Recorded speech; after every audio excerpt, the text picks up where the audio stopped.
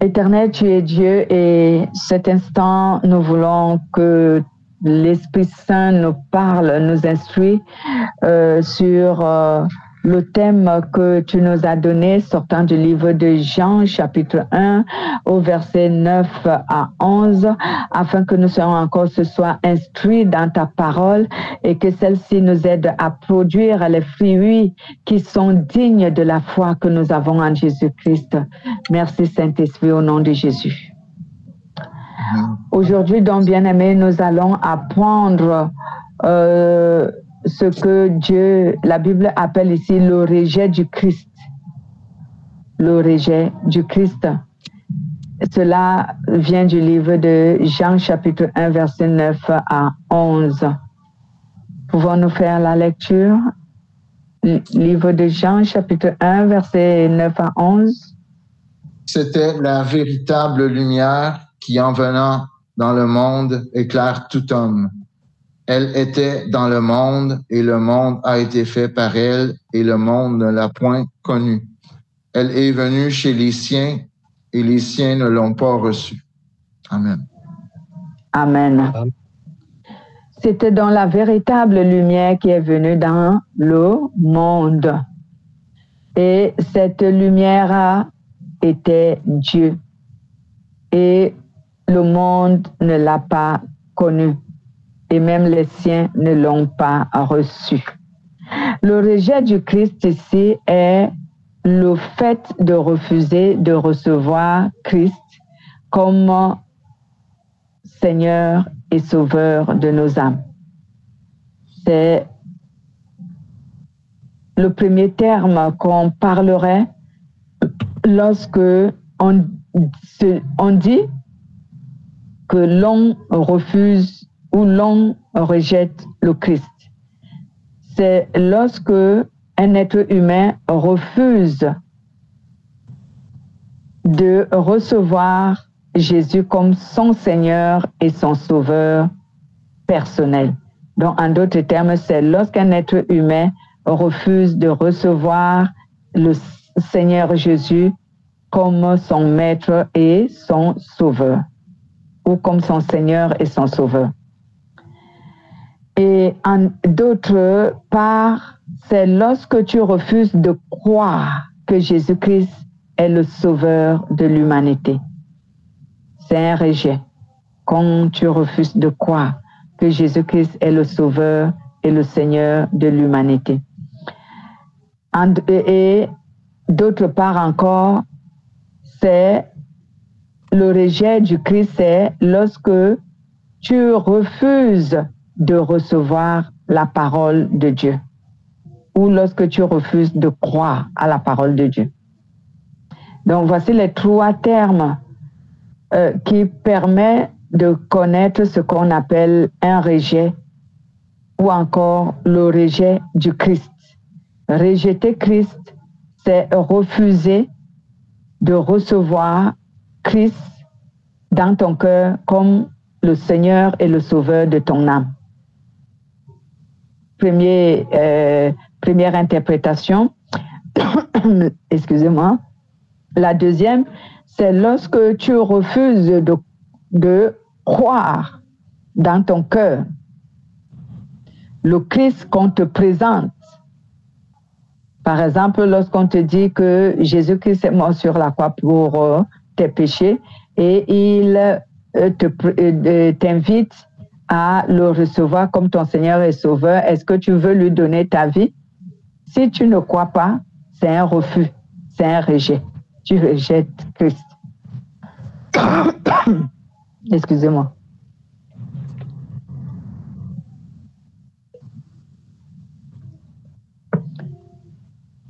Et troisièmement, on peut aussi interpréter ce rejet comme étant le fait de refuser de croire à la parole de Dieu. Donc, il arrive souvent que on se présente devant une personne et on l'invite, on lui dit Jésus-Christ t'aime, est-ce que tu le sais? La personne dira certainement oui. Jésus-Christ même, je le sais, vous me le dites, je le comprends, mais il aimerait que pour que tu découvres son amour, il aimerait que tu le reçoives dans ton cœur comme ton Seigneur et Sauveur. Et la personne dira non. C'est un rejet. Donc, il rejette le Christ.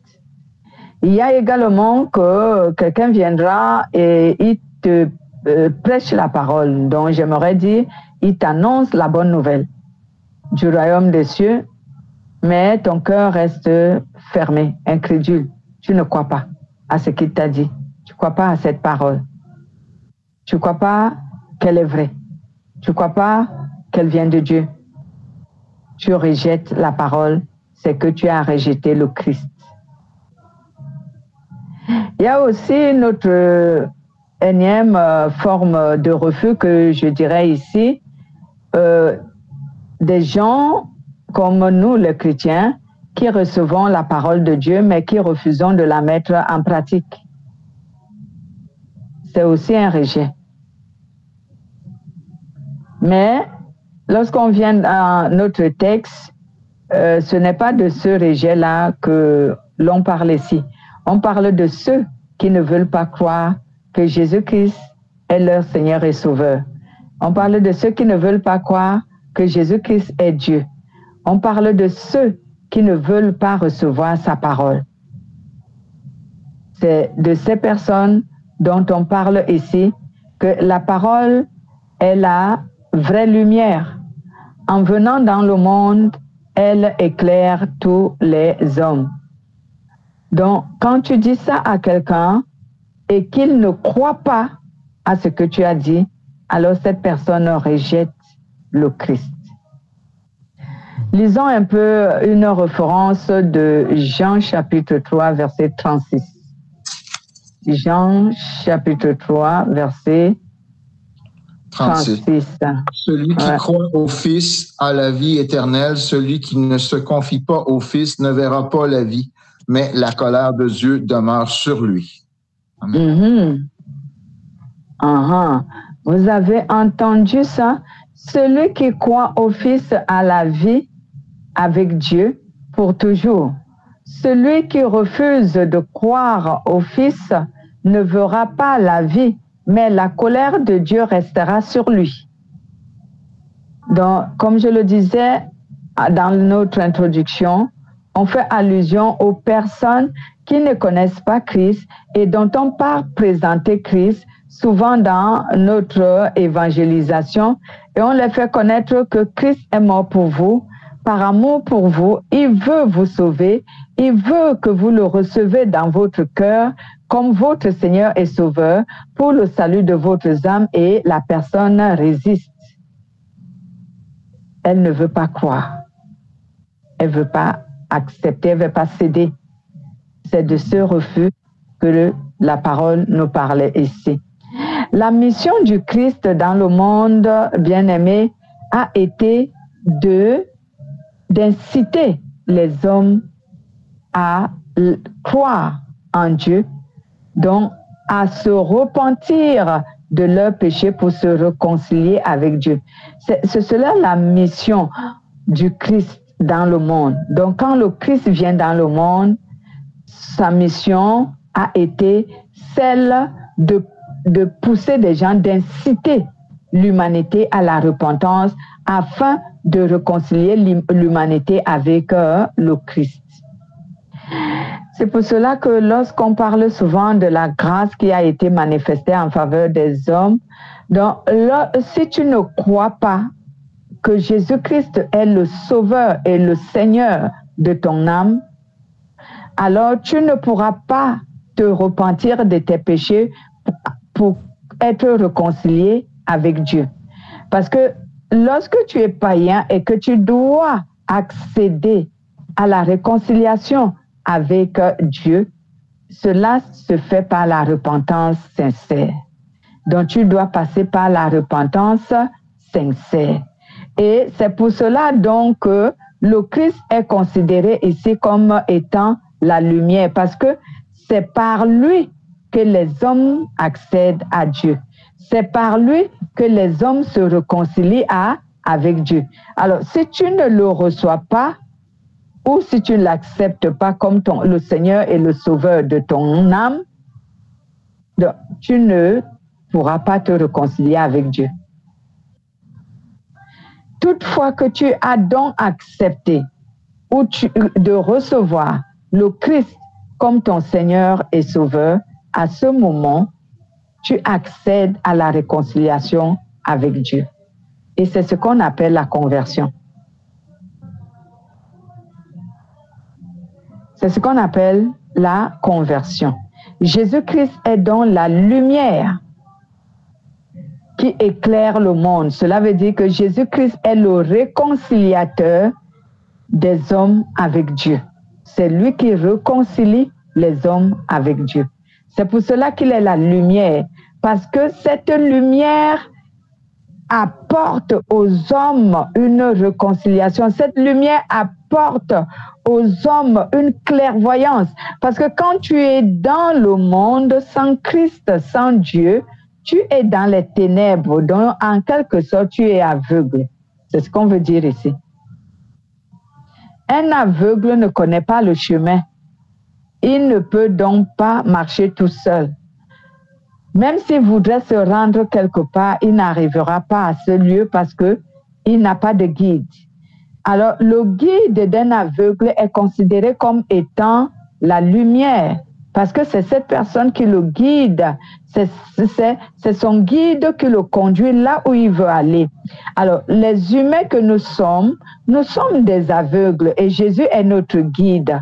C'est pour cela qu'il est la lumière, parce que c'est lui qui nous montre le chemin qui va jusqu'au Père.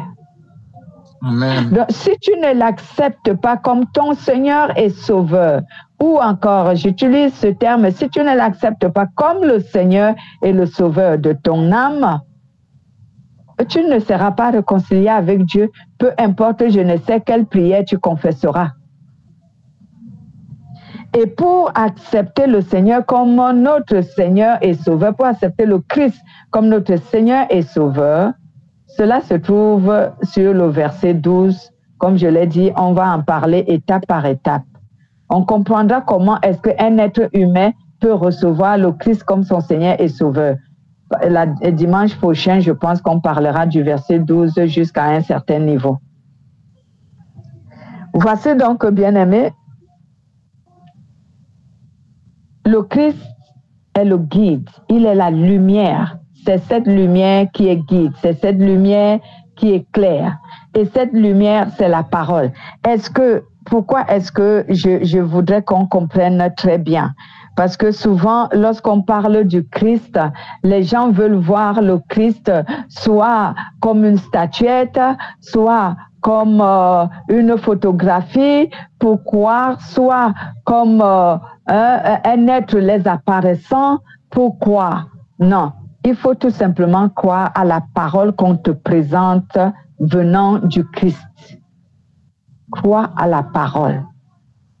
Quand un être humain appelé chrétien se place devant toi et qui te parle du Christ, qui est ton amour, qui t'aime beaucoup, qui est mort sur la croix pour te donner le moyen de te réconcilier avec Dieu, qu'il est d'ailleurs, parce que c'est lui Dieu, pour te donner donc un moyen de te réconcilier avec lui, il faut que tu crois à la parole. Ne cherche pas des signes qui pourront peut-être pas se présenter à toi. Tu pourras, si tu cherches des signes de cette manière, tu peux rester très longtemps dans ton endurcissement, dans ton incrédulité sans croire. Tel a été le cas des Juifs, parce que quand nous revenons sur notre texte principal, Jésus, la parole dit ici que le monde ne l'a pas reconnu. Au verset 10, la parole a été dans le monde. La parole a été dans le monde et Dieu a fait le monde par elle, mais le monde ne l'a pas reconnu. Amen. verset 11 dit, « La parole est venue dans son peuple, mais les gens de son peuple ne l'ont pas reçue. » Donc, vous voyez, telle a été dans l'incrédulité des enfants d'Israël. Parce que eux, ils voulaient voir le Christ comme ils s'étaient imaginés dans leur pensée. Et pour cela, ils sont restés incrédules pour la plupart jusqu'à aujourd'hui. Parce que le Christ ne s'est pas présenté ou encore on ne leur a pas présenté le Christ comme eux, ils s'attendaient à le voir. Vous savez donc, si l'incrédulité des Juifs est arrivée jusqu'à aujourd'hui et que la plupart des Juifs ne croient pas en Jésus, au Christ, c'est parce que ils se sont imaginés, en fait, ils ont mal interprété le message qui leur avait été donné. Puisqu'on dit, le Christ est le fils de David. Il devait sortir de la famille de David. Alors, certains se disaient que le fils devait naître de ceux qui occupaient la famille royale à ce moment-là. Et la famille royale, à ce moment-là, c'était qui? C'était Hérode. Donc, eux, ils pensaient que le Christ viendra de là. Donc, quand le Christ vient d'une personne que eux, ils ignoraient même, parce que Dieu, il est comme ça. La Bible déclare qu'il utilise ce que les hommes méprisent. C'est ce que lui, il prend pour utiliser. Donc, voyant Marie et Joseph qui n'étaient pas reconnus ou qui n'étaient pas très proches de la famille royale, alors qu'eux aussi sont les descendants de David. Mm-hmm. Oui, Marie est de la descendance de David. Mais comme elle n'était pas connue dans leur milieu, personne n'a cru que le Christ est né d'elle. Les Juifs n'ont pas cru. Ils auraient voulu, selon leurs attentes, ils s'attendaient à ce que le Christ naisse de la maison d'Hérode, parce que c'était Hérode qui était le roi d'Israël. Donc, comme Hérode était le roi d'Israël, on suppose qu'il était de la famille de David. Donc, eux, ils s'attendaient que le Christ naisse dans la maison royale, en fait. J'exclurais même la famille royale dans la maison royale. C'est ce que les Juifs attendaient. Mais, ils ont oublié une chose. Ésaïe a dit qu'il naîtra d'une vierge. Est-ce que dans la maison royale, il y avait une vierge? Ils ne l'ont pas compris. Ils ne l'ont pas compris. Voici l'une des raisons, bien aimées, qui fait en sorte aujourd'hui que la plupart des Juifs ne croient pas que leur Christ est venu. Qu'il est né et qu'il a même justifié l'humanité. Ils ne croient pas. Et même à cette période-là, ils n'ont pas cru. Pourquoi? Parce que le Christ n'est pas né dans la maison royale. C'était leur vraiment erreur fondamentale. Si le Christ naissait dans la maison royale, tout le monde allait l'embrasser, tout le monde allait croire qu'il est le Christ. Mais comme Dieu sait confondre les humains, il a pris une vierge de la famille, de la descendance de David, que personne ne connaissait, que personne ne s'imaginait. Et c'est de lui que le Christ vient au monde. Donc, voici donc, bien-aimés, pourquoi les Juifs n'ont pas cru.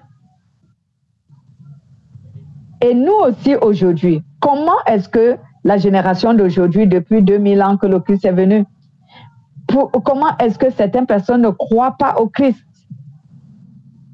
Ils ne croient pas en lui à travers la parole, parce qu'ils renient sa parole, ils refusent sa parole, ils rejettent sa parole. Donc, si tu rejettes la parole du Christ, tu rejettes le Christ. Et je vais vous donner même encore quelques indices. Il y a les gens qui crie, en fait, qui s'imagine que la corpulence ou la morphologie d'un vrai pasteur. Donc, lorsque tu n'as pas ce genre de morphologie ou ce genre d'apparence, c'est ce que je dirais, lorsque tu n'as pas ce genre d'apparence selon eux, si tu te places devant eux et tu te mets à leur parler du Christ, ils te méprisent et ils ne reçoivent pas ta parole. Il y a une femme qui m'a dit un jour, pendant que j'étais en train de lui faire des cheveux, il parlait d'un pasteur et il disait, oh oui, quand tu vois ce pasteur-là, il a vraiment l'apparence d'un pasteur. Parce que quand tu vois sa carrure, je lui ai dit, ah bon? Donc toi, tu juges l'identité d'un vrai pasteur à travers sa carrure. Oh ben, tu es facile, tu es une proie facile à tromper. Qui t'a dit que on juge un vrai pasteur à travers sa carrure? Dieu prend les choses viles dont les gens méprisent pour en faire les choses qui sont serviables dans son ministère, dans son service. Dieu prend les êtres qui sont méprisés, effacés. Je lui ai dit, va voir un peu le choix des apôtres. Tu crois que Jésus a choisi les 12 apôtres en vain? Non, c'est parce que c'était les gens méprisés de la société. C'était les gens ignorés de la société. C'est pour cela que tout le monde, même quand il venait parler du Christ aux gens, les gens ne les croyaient pas. Ils les méprisaient. Pourquoi? Parce que c'était les pêcheurs de poissons. Ils n'avaient pas de carrure d'un homme respectueux, il n'avait pas la carrure d'une personne riche, il n'avait pas de carrure d'une personne soignée. Alors, quand il parlait de Christ aux gens, les gens ne les croyaient pas. Et c'est le cas jusqu'à aujourd'hui. Quand tu es effacé de la société, tu n'es pas connu, tu ne brilles pas comme l'or, bring, bring, bring, bring. Quand tu parles du Christ aux gens, ils ne te croient pas. D'abord, ils commencent d'abord par te mépriser. Si la personne t'a méprisé, ce n'est pas la parole que tu lui dis ou que tu lui donnes qu'il va recevoir, il ne va pas la recevoir. Parce que déjà, dès qu'il t'a vu, il t'a jugé. Il t'a jugé que tu ne mérites pas et que tu n'es pas habilité à parler du Christ. Il t'a déjà jugé et condamné, donc ta parole, il ne va pas la recevoir. Et c'est comme cela que la plupart des personnes aujourd'hui rejettent le Christ, à travers le rejet des personnes que Dieu place devant eux pour qu'ils leur parlent du Christ. Eux, ils rejettent la personne et ils rejettent le message que le Christ leur envoie à travers cette personne. Lisons un peu Jean chapitre 8, verset 12. Mais aussi Jean chapitre 12, verset 46 à 50. Commençons par Jean chapitre 8. Chapitre 8, 12. Jésus leur parla de nouveau et dit, « Moi, je suis la lumière du monde. Celui qui me suit ne marchera point dans les ténèbres, mais il aura la lumière de la vie. » Amen. Amen. Jésus leur dit, moi, je suis quoi? Je suis la lumière du monde. Je vais vous lire le verset qui suit. Écoutez bien. Verset 12. De nouveau, Jésus leur parla à la foule. Il dit, la lumière du monde, c'est moi. Si quelqu'un me suit, il ne marchera pas dans la nuit, mais il aura la lumière qui donne la vie. Amen. Verset 13. Alors les pharisiens lui disent, tu témoignes, tu es témoin pour toi-même. Donc, ce témoignage que tu dis n'est pas valable. Donc, lorsque tu lis la suite jusqu'à la fin, oui? Moi, mon verset, il dit, le 13, là-dessus, les pharisiens lui dirent, tu rends témoignage de toi-même, ton témoignage n'est pas vrai. il croit pas, vraiment pas. Là. Il croit pas. Vous voyez? Parce que premièrement, quand il voit le Christ et il regarde son apparence, il regarde sa carrure, et le Christ leur dit qu'il est la lumière du monde. Si quelqu'un vient à lui, il aura la vie éternelle.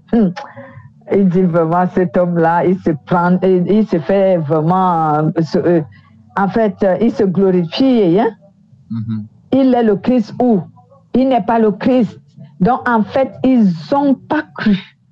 Lorsque le Christ leur disait, c'est moi qui suis la lumière du monde. Lisons également Jean 12, à partir du verset 46 jusqu'au verset 50. Quelqu'un serait-il déjà à la page? Oui, allez-y, merci. Moi, la lumière, je suis venu dans le monde afin que quiconque croit en moi ne demeure pas dans les ténèbres. Si quelqu'un entend mes paroles et ne les garde pas, ce n'est pas moi qui le juge, car je suis venu non point pour juger le monde, mais pour sauver le monde. Celui qui me rejette et qui ne reçoit pas mes paroles à son juge. La parole que j'ai prononcée, c'est elle qui le jugera au dernier jour. Car mes paroles ne viennent pas de moi, mais le Père qui m'a envoyé m'a commandé lui-même ce que je dois dire et ce dont je dois parler. Et je sais que son commandement est la vie éternelle, ainsi ce dont j'en parle comme le Père me l'a dit. Amen. Et je le sais, le commandement du Père donne la vie pour toujours. Tout ce que je dis, je le dis comme le Père me l'a dit. Donc, Jésus dit à ces gens-là que si quelqu'un me rejette, il a déjà son jugement. Donc, la parole que je vous donne aujourd'hui, c'est cette parole qui le jugera au dernier jour. C'est pourquoi nous, aujourd'hui, lorsqu'on te présente la parole de Dieu aujourd'hui et que tu la rejettes, tu doutes de cette parole et tu la rejettes, il faut savoir que la parole que tu doutes aujourd'hui, la parole que tu rejettes aujourd'hui, c'est elle qui sera ton juge au dernier jour. Cela veut dire au jour du jugement dernier. Donc, nous avons Christ au milieu de nous, c'est sa parole. Nous avons l'Esprit du Christ au milieu de nous, c'est notre enseignant et notre consolateur.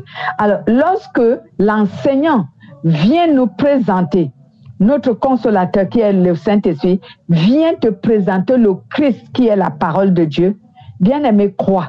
La Bible dit même dans le livre d'Hébreux qu'aujourd'hui, si tu entends la voix de Dieu s'adressant à toi, t'invitant à la conversion, t'invitant à la repentance, t'invitant à la sainteté, t'invitant à la sanctification, à la pureté, crois, ne la rejette pas, parce que si tu la rejettes, tu subiras un châtiment que toi-même tu auras choisi.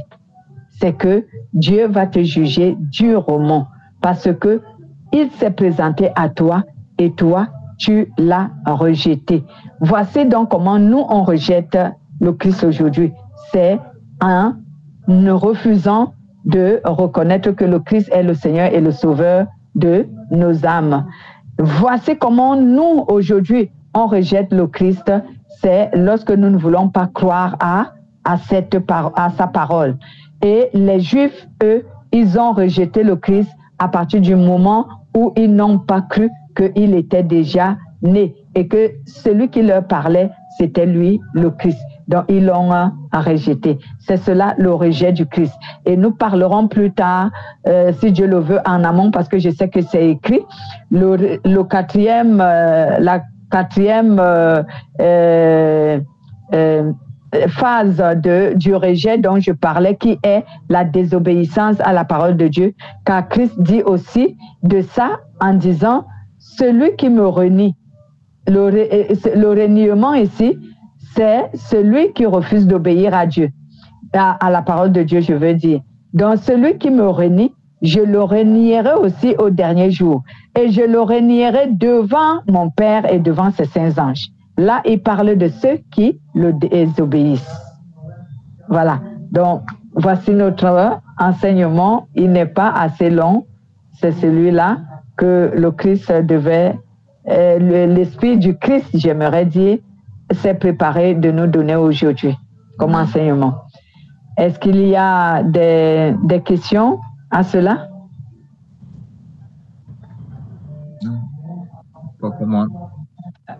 Voilà, s'il n'y a pas de questions, on peut donc couper notre enregistrement